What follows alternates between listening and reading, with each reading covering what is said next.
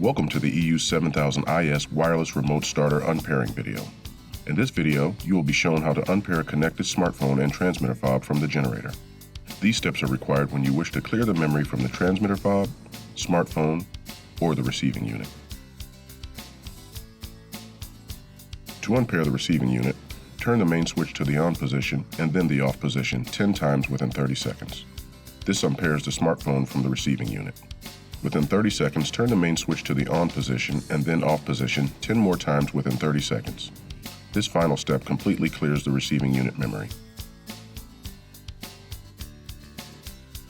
To unpair the smartphone, begin by opening the Honda EU7000is remote app on the smartphone. Select the gear icon. Then select Forget this generator and confirm the selection. The smartphone is now unpaired from the generator.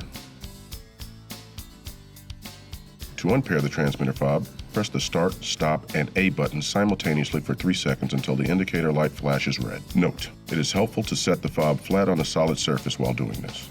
Repeat this step 2 more times. After the third time, the indicator light illuminates green, which indicates the transmitter fob is no longer paired.